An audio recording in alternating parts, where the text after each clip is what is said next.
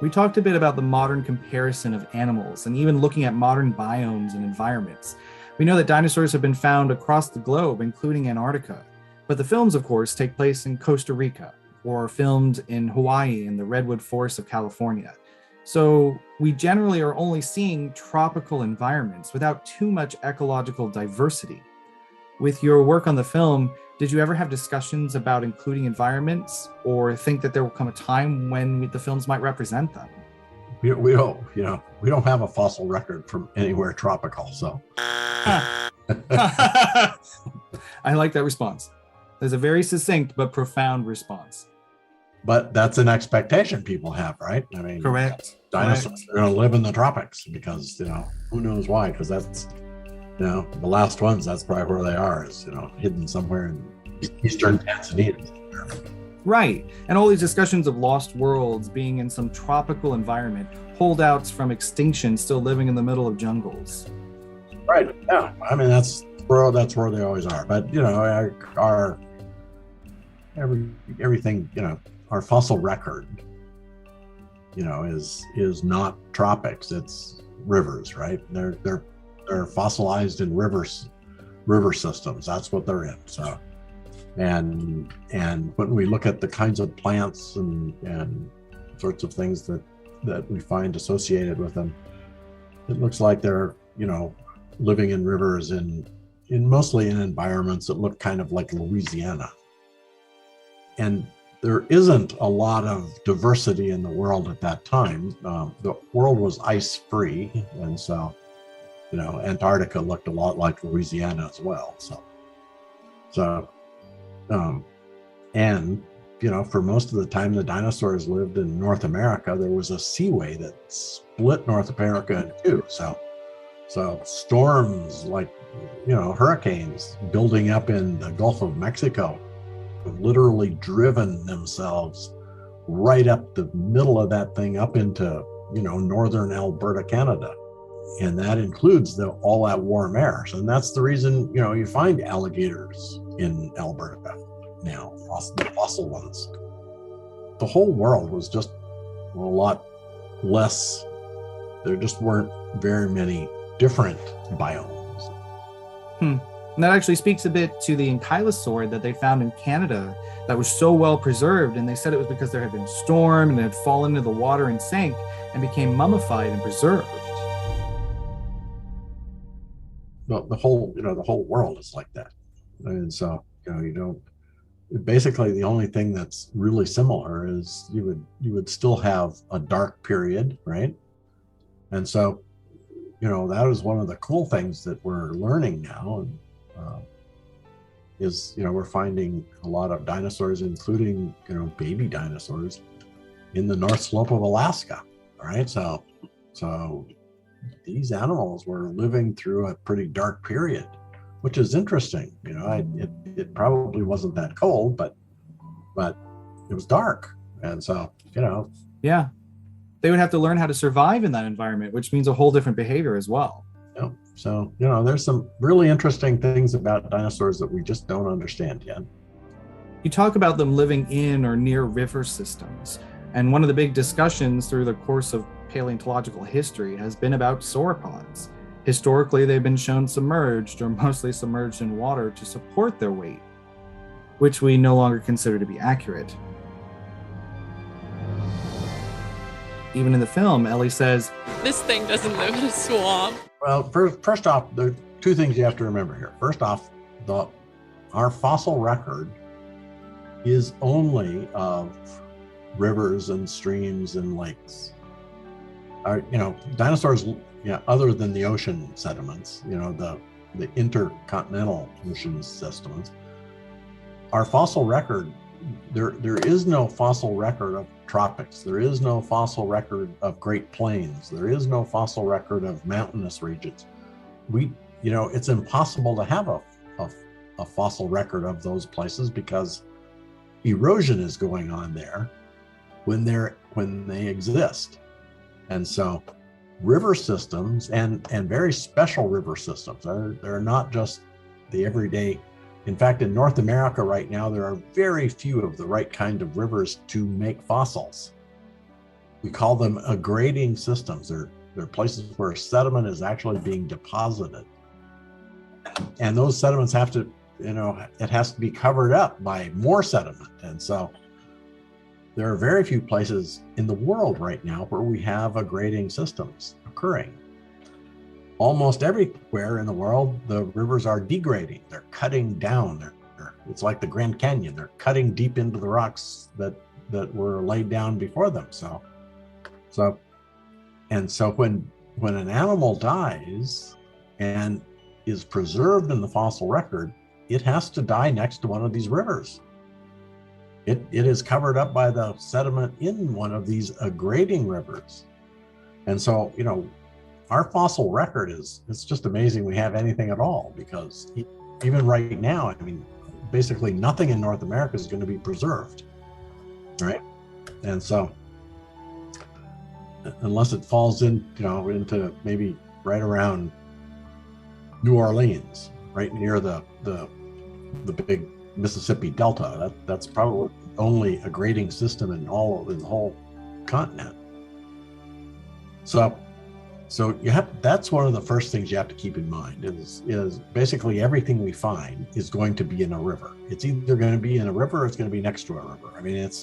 It can't be anywhere else. It can't preserve anywhere else. So, or in a lake, and lakes don't usually fill up with much sediment very fast. So they're just, there's just so few environments where you could, get a fossil that you just have, so when we're trying to interpret what an animal was like, we don't really have a very good sense of it because the animal had to die next to the river. That doesn't mean it lived in it.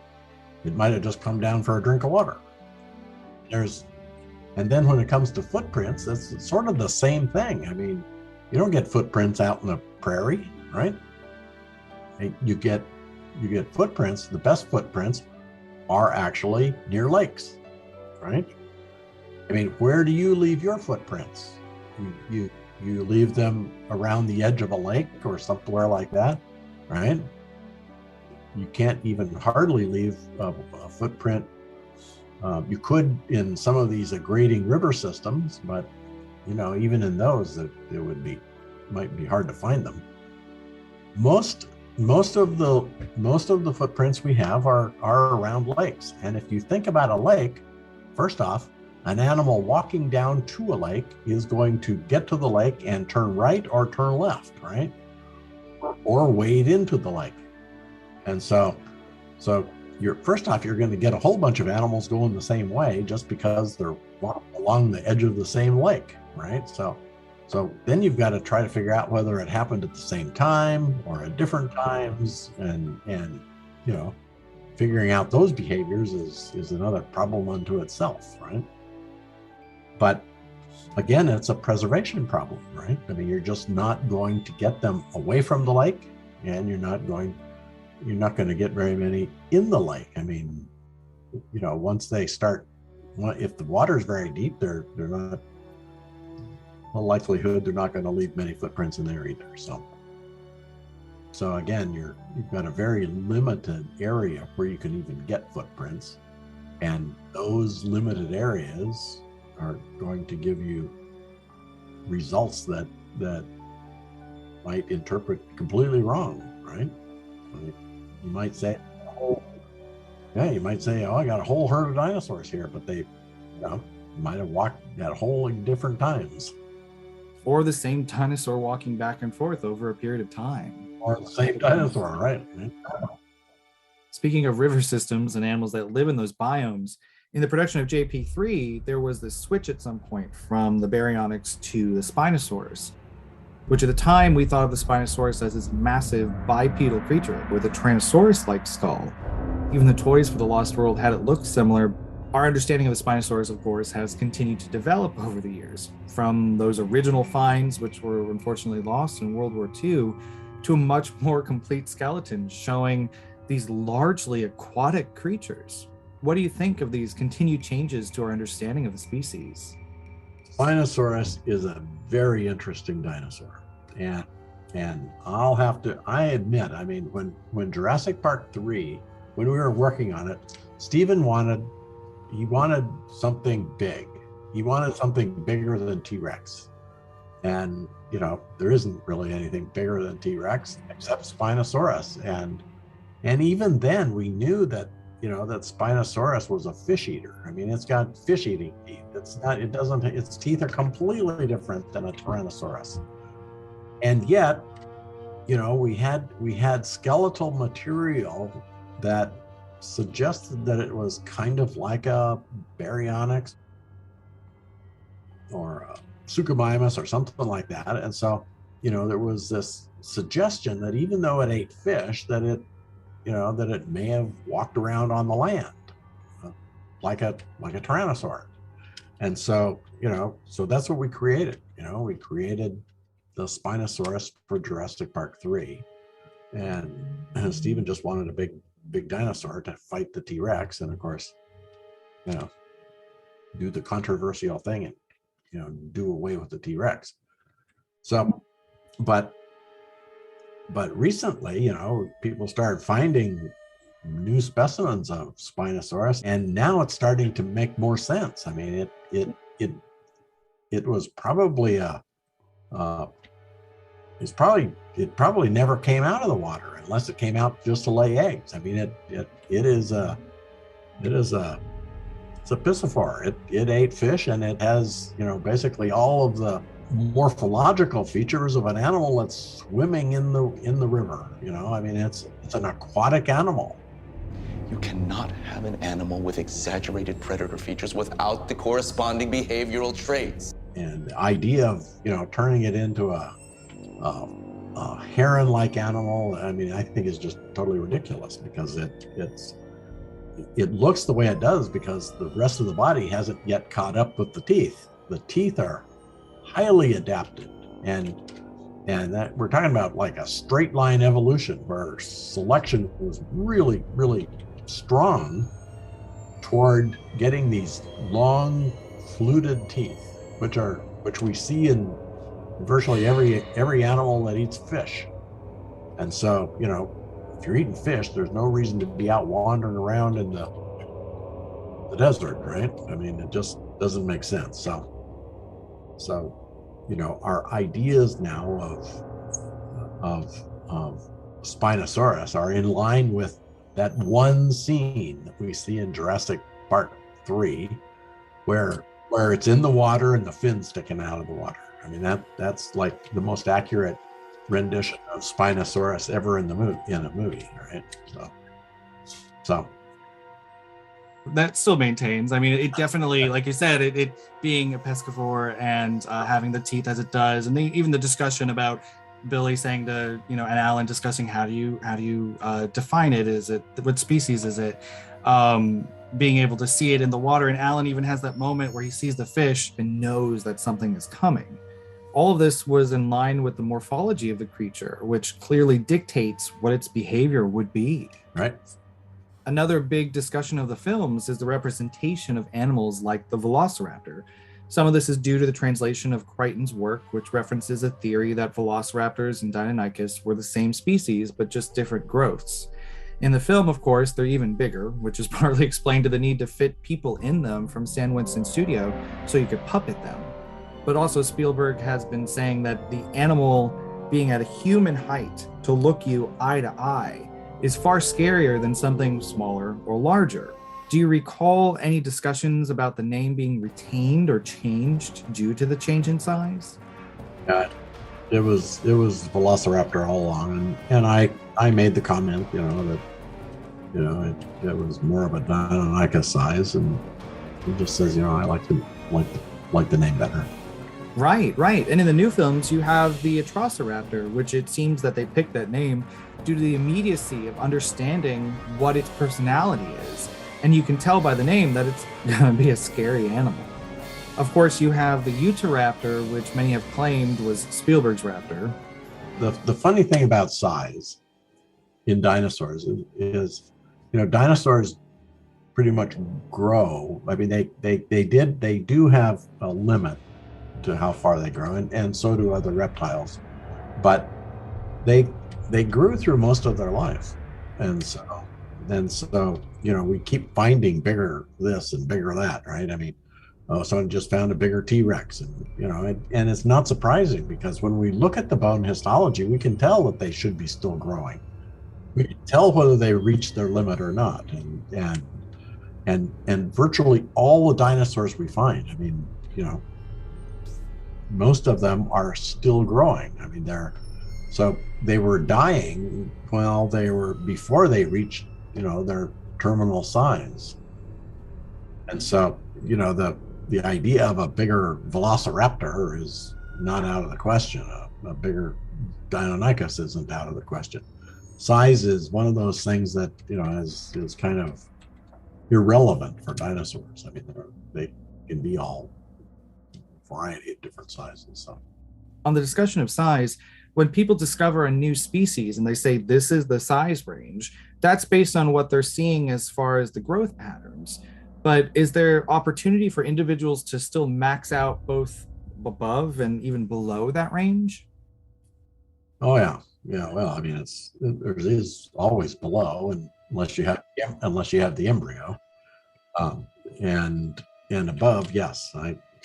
When people put a size on something in a dinosaur, if they don't have what we call SF, external fundamental system, in the bone that shows that it stopped growing, then who knows how much bigger it could have gotten. Mammals, most people just keep coming back to mammals. Mammals have certain sizes they grow. They grow to a certain size. Our the ends of our bones fuse to the shaft of the bone, and that's our ultimate size. We're not going to get any bigger. But dinosaurs and most other reptiles and even birds, I mean, have that capability to keep growing. And so, it's just another one of those preconceived ideas that kind of clouds our idea of what dinosaurs are really like. So we're always going to get bigger sauropods. I mean, there is a limit, obviously, but it's not surprising when we find a bigger this or a bigger that. Size is irrelevant. It makes me think of that saying about goldfish, where they say like it'll grow to the size of its habitat. But the same go for reptiles, depending on the environment, with nutrients or access to sunlight to aid in bone growth. That's fascinating to think that dinosaurs were in such a hostile environment, to the point that if they were in a park setting and taken care of today, you could get these massive behemoths. Yes. Yeah. Well, yeah. I mean, it's like I say, most of the dinosaurs died before they reached their true adult size, their skeletally mature size. Take a caveman that would have lived 20 years. Feed him prime meals, give him health care. He's going to live 5 times as long. So you mentioned you'd be going back out into the field soon. What sort of work have you been up to as of late, and what can we look forward to from you and your team in the future? Well, I still have a field season every summer, and so I go out in Montana and I take students from here at Chapman University, where I teach, and we've got some dinosaurs to dig up next summer, so looking forward to that. Duck-billed dinosaurs, fortunately. I stay away from sauropods. Too big, too hard to move? Well, yes, all the above. I mean, I have a picture on my computer that I show often of 4 people lifting 1 rib out of the ground. That sounds like a lot. So other than that, doing a lot of I still have we still have the Dino Chicken project going on, which we will look forward to. And I've been doing a lot of work nowadays on Pachycephalosaur skulls. They're very interesting inside, and we're learning a lot of new stuff. And I can assure you, and I can tell you over and over again, they did not butt their heads together. They couldn't do it more than once. They could do it once, and then that was it. They could probably do it once, but basically be like two of us humans crashing our heads together. We'd do it only once. Yeah, that's fair. We kind of touched on it a little bit earlier with the discussion of the Dracorex and the Stygimoloch. Does that wrap up into your study on the Pachycephalosaurus? Is there anything you can tell us about that, or do we have to look forward to it? Well, we'll look forward to it. It's the ontogeny is still, there's Dracorex is, definitely a juvenile. Stygimoloch is definitely, a subadult, or, it was still growing fast. The dome was growing very fast. So that part of the hypothesis has yet to be falsified. Not saying that it won't be, but I'm certainly, I don't think anyone's going to argue that they're both juveniles, or at least they're not even close to being grown yet. But we are discovering new species all the time. I mean, I was hoping we could sync more taxa, find more ontogenetic sequences that we could sync. And quite frankly, I thought we would find more, but we've been finding a lot of new taxa, and that's interesting in itself, I think. I mean, there was more dinosaur diversity out there than we've thought for a long time. But again, it goes back to the river, right? I mean, we don't know what was living in the mountains. We don't know what was in the foothills. We don't know what was in the tropics. We don't know what was out on the Great Plains of the Cretaceous or the Jurassic. I mean, we just don't have those environments preserved. So it's not surprising that we're getting new dinosaurs still. And also that there are gaps in the ecosystem. So there's opportunities for more species to exist in those areas than we even know of. Yep. Well, I absolutely appreciate how generous you've been with your time. Thank you so much for talking with us today. I look forward to everything you've got coming out. Thank you. Thank you so much. You're welcome. All right. We'd like to send a special thank you to Jack Horner and his team from all of us here at Jurassic Time. It was an absolute privilege to get to speak with you all, and we look forward for what's to come.